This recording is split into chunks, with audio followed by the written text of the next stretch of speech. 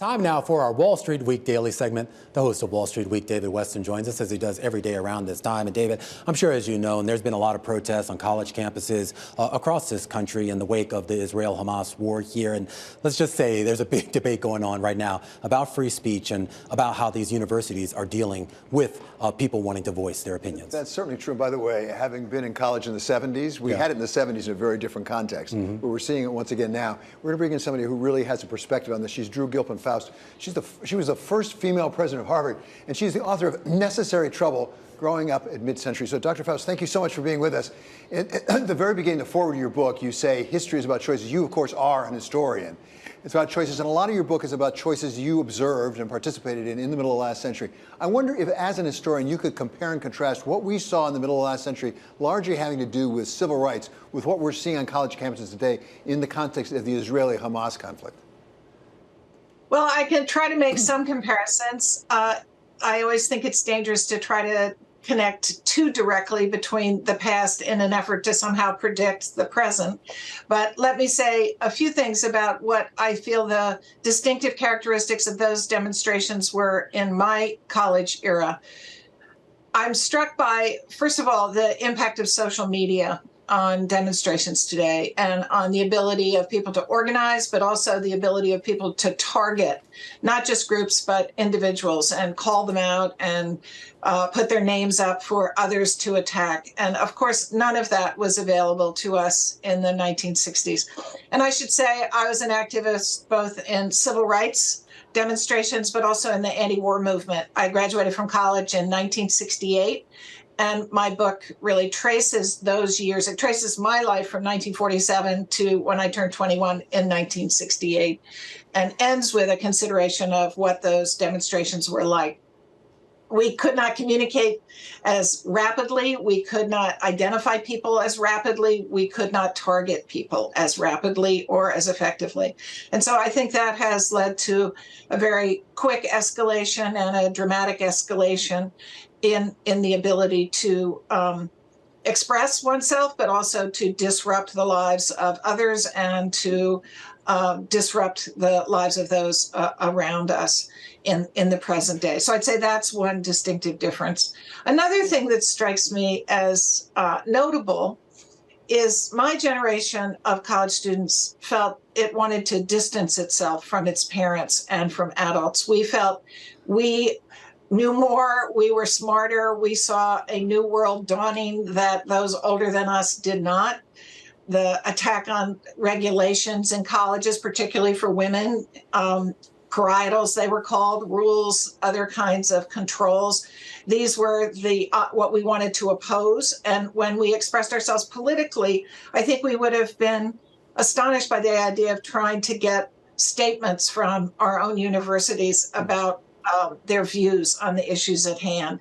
That has obviously been a huge focus of college students and campuses today, because I believe that students are now much closer to their parents, to an older generation, to those who've come before, and to the institutions in which they find themselves. And so they want kind of the endorsement and approval of those institutions, and they want those institutions to take a stand. That was quite different. Right. From my era, for example, we might ask an institution not to give the federal government the record of male students' grades, because the draft operated in Vietnam at one point on the basis of how well you were doing in college. If you weren't doing well, you were subject to the draft. If you were doing well, you would have a lower likelihood of being drafted. So we would demand things from the institutions of that sort, like do not send in the record of grades. But there wasn't that same sense of endorse us that is now very much a part of the conflicts that are currently underway. I am curious, though. I mean, as an administrator, and you know this. I mean, just from your time in college, and I think we all know this, that you know, kids of a certain age, I mean, we say and do things. We're passionate about things here, and universities are kind of supposed to be that space that allows folks to have that discourse, obviously in a constructive way, but nevertheless to have that discourse here. So, given all the sort of things that you mentioned there, the sort of the modernization of a lot of the issues that have now made it more complicated to have that discourse, how do university presidents and other administrations, I guess, address that without just basically shutting down discourse altogether? I'm not going to answer that question because I'm not a university president. I have a successor who is undertaking this, and I no way want to position her by coming up with what I think she ought to be doing. I'm not in the middle of all the pressures. I'm not seeing what she's seeing. My day at running Harvard is over and has been over since 2018. So I believe that it's important to let those who are responsible and charged with these responsibilities to carry them out, independent of my holding forth about what I might have done had I still been in office. I will say that when I was president, the first number of years, I became president in 2007. And students were pretty quiet for a while. And then with Occupy Wall Street and rising intense feelings about climate change and divestment, the student body became much more active and much more engaged. And so we've seen, I believe, a kind of escalation of student activism, but also student concern about the world. And that characterizes the moment we find ourselves in now, and is both a challenge to universities, but also represents on the part of students passions that are worth considering as the hallmark of an individual who cares about the world in which they find themselves.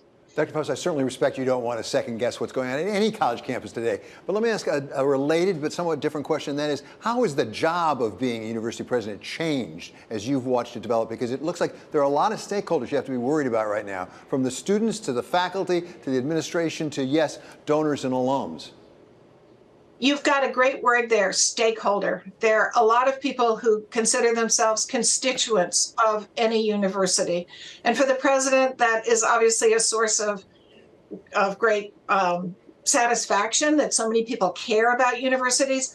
But it also means that there are competing voices coming at you all the time with often very different agendas and different perspectives.